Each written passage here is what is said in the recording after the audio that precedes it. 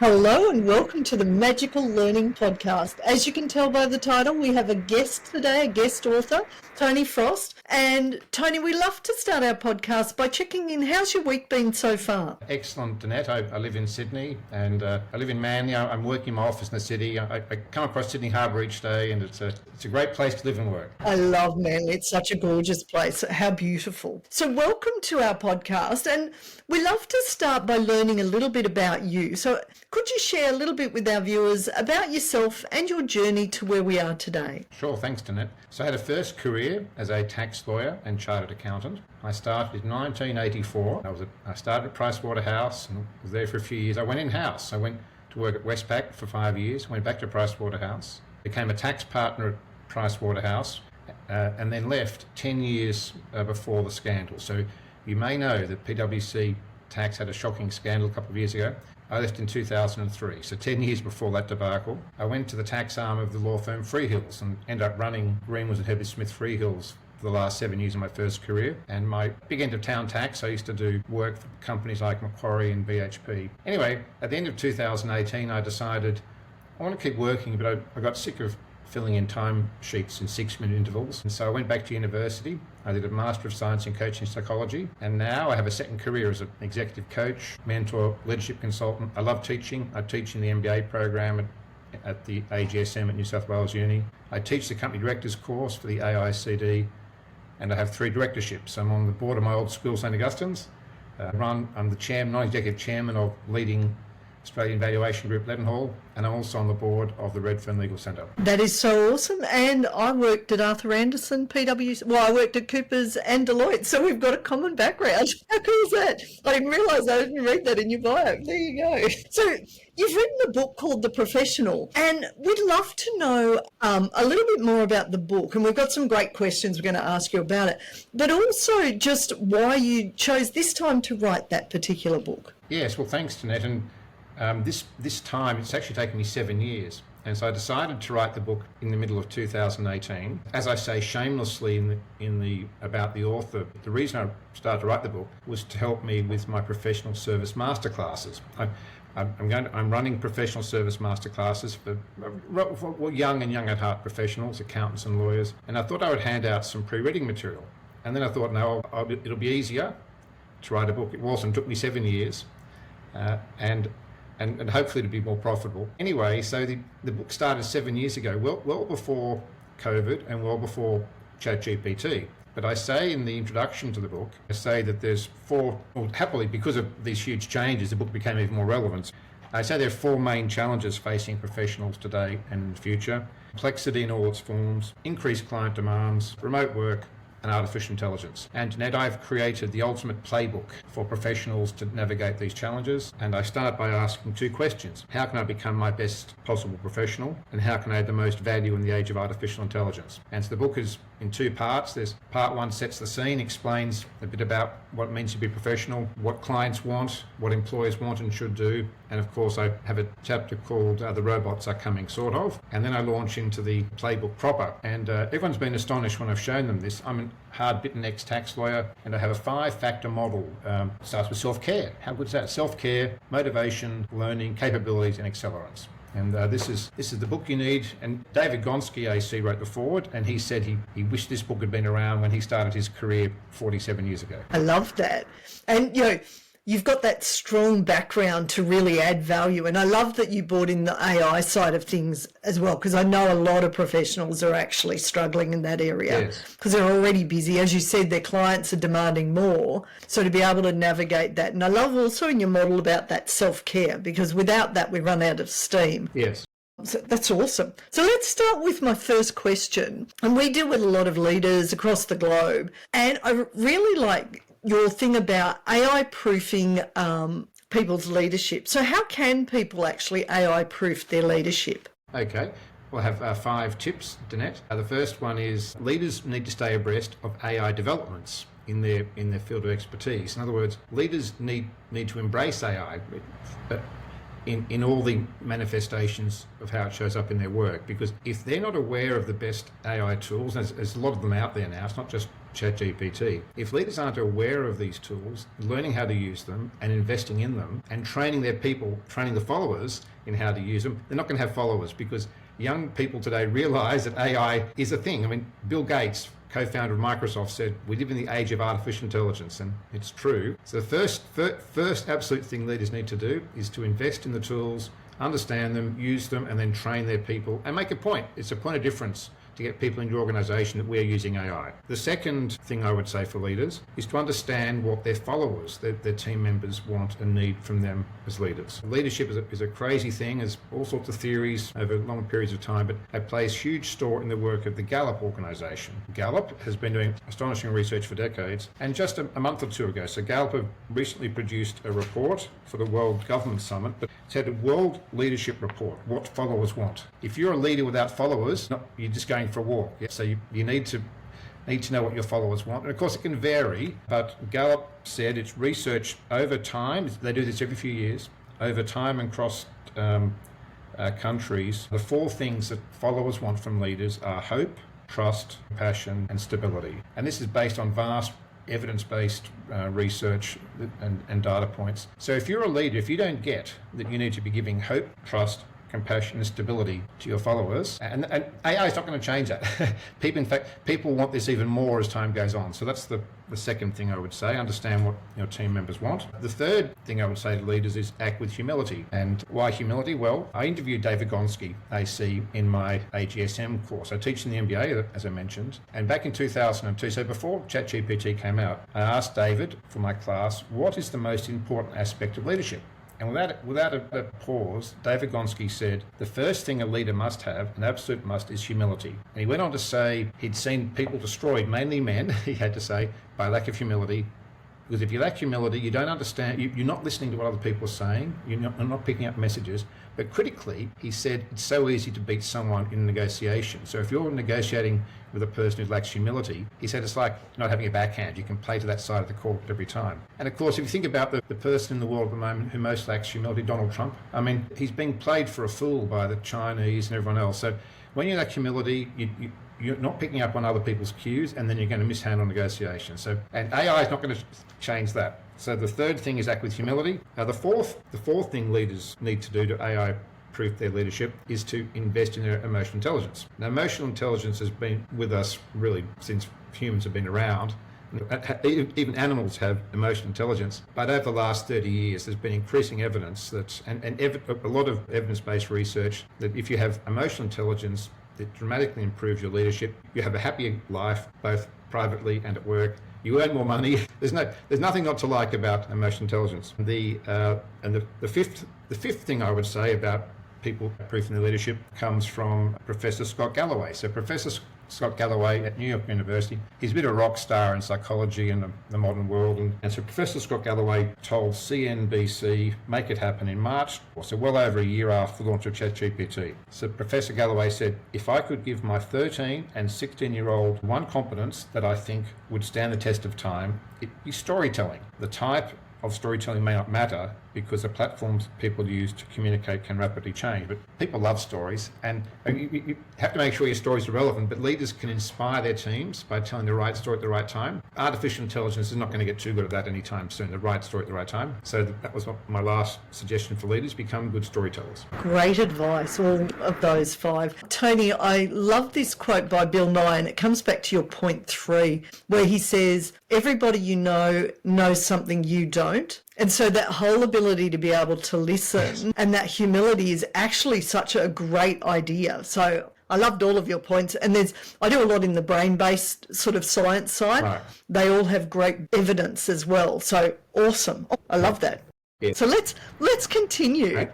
My next question is the essential skills that will make people irreplaceable, because obviously a lot of people are scared at the moment. Is my job going to get replaced because of things like AI? So what are those things that we need to double down on as humans? What I'd say to that, Danette, is there's no simple Acme one-off list. Yep. And you can read any number of business magazines and World Economic Forum lists and Harvard Business Review articles saying you need these 5 things.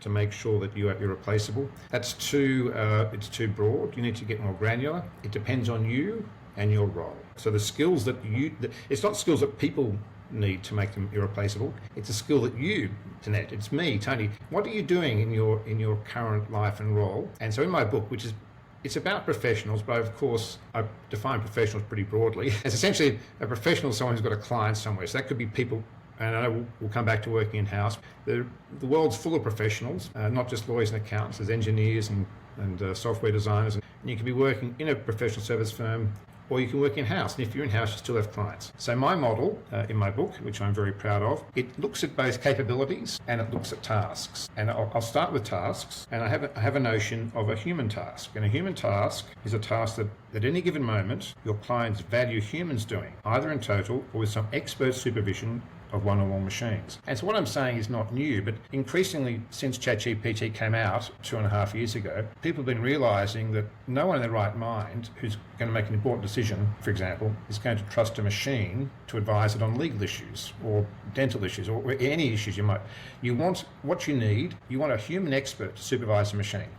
And so expert supervision means supervision requiring substantial human domain-specific knowledge, experience, expertise, judgment, and wisdom. And so your task as a professional today is to figure out what of your clients' needs and tasks, which are human tasks and which are machine tasks. And machine tasks are basically things where the client really wants the machine to do it without any particular human expertise involved. And if you're in some compliance role somewhere where basically the clients don't seem to care about your human judgment, expertise, wisdom and experience, you have a problem. But most professionals today can probably, with a bit of thought, and you talk to the clients, you ask the clients what they're valuing, and you can pretty much find human tasks. And that will make you irreplaceable. And of course, your goal then is to make sure you develop the capabilities. So one example, and in my book, I talk about Mary. Mary is an in-house lawyer working in a major corporation, and Mary, it's a made-up example, Mary works out her prime capabilities in human tasks and discovers, unsurprisingly, speaking to her internal clients, they value her business, they value her legal skills, they value her business acumen, they want her to be able to negotiate well, and they want her to meet deadlines. And their capabilities Mary can develop, and they're all human tasks. I mean, if Mary misses deadlines, they're going to sack her and not the machine. She needs to be able to negotiate, and at this stage, machines, it's going to be a long time before machines can negotiate. So what Mary needs to do is to figure out what are her key human capabilities and tasks, which will enable her to stand out and should be irreplaceable by machines any decade soon. Love that. Yeah, and I love your model and just getting people to even talk to their clients, because some people don't necessarily like to do that, whether they work in-house or outside. And it's like one of those skills that's like, you need to communicate, you need to ask those questions, because guessing doesn't always give a good answer. So I love that. So my next one is how to discover what clients of professionals want now and will want in the future. So obviously asking them about what they want now. I would imagine that some clients struggle with what they want in the future. So how could we help them? Well, maybe just talk about the present before we go to the future, if that's okay, Denise, because as I say in my book, it's astonishing how many professionals find reasons not to ask their clients what they really want. Yep. I worked at Pricewaterhouse 40 years ago, and I've been working in professional service firms and coaching and mentoring them for a long time now. And the bigger, more sophisticated ones get it. Yeah. And so you need to go and ask the clients. Ideally, you send actual professionals, not just business development people. And sometimes, of course, what you do is you don't send the partner. If you have a big client, you send a professional, like a senior partner, or and of course the senior partner can take a junior professional or a business development person with them. But sometimes you want independence. You want the client to know, and of course for very important clients, you send the chief the chief executive partner, managing partner, and so there's a bit of independence. And the clients pretty much love this, as long as you don't over-engineer it. Sometimes people send, if you let business development people involved, they'll prepare a 10-page questionnaire. So it's all about the conversation. It's all about relationships, asking about relationships and how we're going, being humble about this. So many firms still don't get it. So that's what you should be doing now. In the book, I talk about what clients want in the future, and I say at the basic level, it's the same as what they've always wanted. They want you to respect them, they want you to be reliable, they want you to deliver value for money. But there's certainly three main trends, which already, clients may not be able to articulate this, but it's pretty clear. The first trend for the future is the relentless pressure on downward costs will continue. So one of the things about companies, particularly ones that have in-house professionals, that they now know some of the black box, some of the secrets of how professional service firms work, and there'll be this ongoing pressure coming from the procurement teams of big corporations, aided and abetted by the in-house professionals who understand how the world works. The second theme in the future will definitely be artificial intelligence, and these things are all interlinked. Yeah? So the second theme is clients will definitely want you to be using artificial intelligence to replace human labour where possible. They'll still value your expert wisdom and judgment, but they'll want you to use AI as much as possible to drive down costs. And it's astonishing, some of the things that have been happening in the last 2.5 years. OpenAI, which created ChatGPT, has created Harvey AI, which is a legal platform for artificial intelligence used by lawyers, and Thomson Reuters and LexisNexis have done the same thing. There's many others. So profession-specific AI tools are out there, they're being used. You have to use them to reduce costs. And the third trend, which is happening now and will happen in the future, is disaggregation. So clients will increasingly work out there's a task which doesn't need all to be done by one firm in one country. And for example, some big complicated cross-border legal function, maybe they're going to get some low-cost provider in Ireland or somewhere in Asia to do some part of due diligence. Another firm will do another aspect. And then there'll be some high-end work done by the guy down the road. So, and different companies may be doing different bits of an overall assignment. So that'll get more complicated. And so in summary, the three trends which most clients will probably be asking for is reduced costs, use of AI, and disaggregating tasks where they can. And with that last one, it comes back to your point earlier about building those relationships. So if I'm now working with people across different countries, different time zones, etc., I would imagine those, like the EQ, the people skills, are going to make that smoother, rather than if you don't have them, it becomes very transactional and maybe not long-term sustainable. Yes, exactly. There's no doubt machines are getting better and quicker and faster. Humans have to do the things that humans do best, which is relationship building and then enhancing, maintaining relationships and communicating well, and of course listening, as we said earlier. So listening is the core skill of coaches in coaching, and it's a core skill of most professionals. If you're not listening and asking good questions, you won't be in the game in the future. Great advice. Love that, Tony. So then we talked about in-house and external professionals. So I would imagine that there is some different strategies for the success if you're an in-house professional versus an external. So any pro tips you'd have for both of those? Sure. I've got 5 tips for people working in-house. The first one is, of course, people can go in-house either from the get-go. The tax office, for example, employs many graduates, and big banks employ many graduates. So people can either go in-house from the start of their career or move laterally later on. Many lawyers work out cleverly the right law firms. Not everyone's going to be a partner. Not everyone wants to be a partner. And people typically move once they've been a senior associate for 2 or 3 years. So when you've got about 7 years post-qualification experience, it's clear you have not been passed over for partner yet. So it's not obvious whether you've been passed over for partner. You know a lot, you're a workhorse, and so there's a sweet spot there at about the 7-year mark for lawyers. Anyway, so you can start in-house at the start of your career or move later on. But the first thing to note is you want to make sure the organisation you're going to work for in-house, as far as you can tell, seems to respect and value in-house professionals. Because there's plenty of, I've seen many, I know many companies, I'm not going to name them, there's many organisations that quite frankly don't value their internal professionals, and you don't want to work there. How do you find out? Well, you ask people who work there, you check out your network, find out people who used to work there, look on Glassdoor, find out, does this place seem to respect in-house professionals? The second and related point is to ensure that your values and your risk tolerance seem to align with the organisation. Many professionals, quite rightly, will be fairly conservative in how they in their values and their risks, and if they join some Wild West outfit that expects them to be giving at-the-edge advice, or which otherwise conflicts with their values, then that's a no-no. So that's, once again, you need to ask around before you join. The third thing I would say is that internal professionals need to treat their internal clients the same way that professionals do in professional service firms. I spent 5 years at Westpac, and I'd been at Price Waterhouse for 5 years, and I went to Westpac, and it was natural for me to treat when I was at Westpac, it was natural for me to treat my internal clients the same way that I did when I was working at Price Waterhouse. In other words, with courtesy, respect, promptness. So some in-house professionals don't get that, and they're not going to last very long. Your internal business clients want to be treated with the same respect as if you're an external professional. The fourth point, I struggled with this at Westpac, is to write clearly and in plain English. And so I've been at Price Waterhouse for 5 years, and I could write these long and turgid opinions, which more or less seem to get through the partner and off the client. But once I arrived at Westpac, I was very quickly informed, Tony, we want a simple, clear solution. You can have your sort of all your bumps somewhere else, but we need simple, clear writing which addresses the deliverable we want. So you need to, the first thing an internal professional needs to do is ask, well, what do you want? What do you need from me here? Is it options, recommendations, course of action, and then produce clear and simple written English. And the fifth point I would say for in-house professionals is be aware that your career progression, either in the internal department or elsewhere in the organisation, may be limited. Yeah? So let's say you join the legal department of some reasonable sized corporation with 15 or 20 in-house lawyers, and they have a long-standing young general counsel who could be there for another 20 years, and they don't have a tradition of somehow making room for you to move out of legal into the business.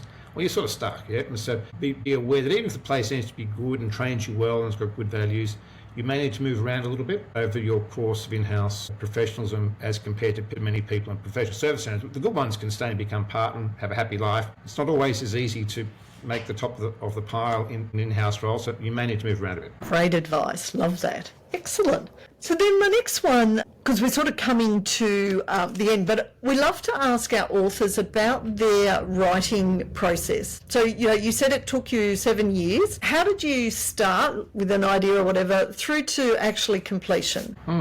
So it started, I remember it distinctly. I was on a plane coming back from Boston in 2018. My wife, I was leaving my first career in the middle of 2018. I decided to go to Harvard and do an executive education course.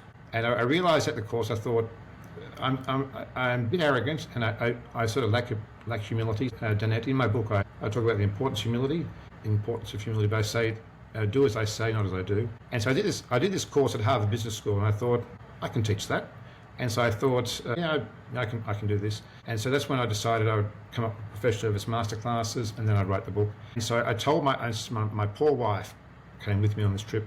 And on the way back from Boston, it's a long trip, and she had to just endure hours. I wrote out the contents page for the book. I explained to my wife at great length. She was asleep within minutes. Anyway, of course, the book changed enormously over the 7 years. But I'd pick it up and put it down. I went back to university. I never have writer's block. I have so much material. And being an ex-tax lawyer, I say and write way too many words. And so the book was a bit like magic pudding. I would think of an idea and I'd just sit down. Every now and again I'd sit down and write a chapter. And the book was so long, I eventually realised I had to take stuff out. And some of the stuff I've put, and so I'm going to promote my website now, on the Tony Frost, the Frost Leadership Consulting website. I've got 4 or 5 chunky things which are not in the book, but are very useful for professionals. I've got a chapter on starting and changing jobs. I've got a chapter on performance reviews and pay rises, another chapter on remote work, which covers in more detail than I had room for in the book. I've got an insight on my website for more senior professionals about how to go about contesting and winning roles in leadership positions in firms. Anyway, so that stuff I thought, I'm just give away for free on my website. And then so much other stuff, I have enough material for a second book. And so I'm not going to write a second book anytime soon, but there's a whole lot more detailed stuff I can talk about on specific skills. This first book is very high level, and it's the overarching framework. And I'll have enough material left over for a very useful second book down the track. So in summary, writing was never a problem, never had writer's block. I just pick up basically I wrote the book in between doing other things. And so because I had so much going on in my life, it's taken 7 years rather than 7 months. I love that. And, you worked it around your life, which is awesome. So, and I bet there are some people out there that have had an idea years ago, which now you've just given them some hope. So I love that, Tony. So my last question is there anything else that you'd like to share with our listeners and our viewers around today's topic and your book? Or indeed, we love to hear, obviously your website, social media, where people can find you, etc. So over to you, Tony. Okay, well, first of all, I'll shamelessly promote myself. Frost Consulting, so you can my website. So yes, so frostleadership.com.au, and there you can find about my services, my masterclasses. There's a link to my book, and I'm happy to say you can get chapter 2 for free. Chapter 2 is tantalising. It talks about robots coming, and that's where I've got a summary of the AI environment today, or at least 2 months ago when the book went to print. So it's changing every day. And I am on LinkedIn, so if you go to Tony Frost on LinkedIn, so I don't do Twitter or Facebook and stuff. But I'd also like to share something else. And so a book has just turned up for me. It's called Irreplaceable, and it was written by Pascal Bournet. It's Irreplaceable, The Art of Standing Out in the Age of Artificial Intelligence. It's also published by Wiley, so he's a fellow Wiley author. And I haven't read it yet, but I read the reviews, and it seems like an awesome book. So, it covers some of the things I'm doing, but my book is broader and covers a whole lot of other things. This is a more narrow book, but I was fascinated, Jeanette, when you sent me the questions for today that included the question, what essential skills that make people irreplaceable? And then I thought, I've just bought a book and it's actually called Irreplaceable. And so I suspect it of course, buy and read my book first, and then if you need more information, then buy Irreplaceable by Pascal Bournet, B-O-R-N-E-T. I love that. And I love that you promoted someone else as well. And Jez will have to reach out to get him on our podcast as well, because we always love new books and new authors. So Tony, this has been an awesome interview, and I reckon we're going to get you back at some stage in the future, because we love to have conversations sort of about what's going on in the marketplace and stuff. And I suspect with what you're doing, you're going to have your finger on the pulse of all the changes that are starting to come up. So we'd love to have you back at some stage. Thank you so much. And I'll just say to all of our listeners and viewers, we wish you a magical week.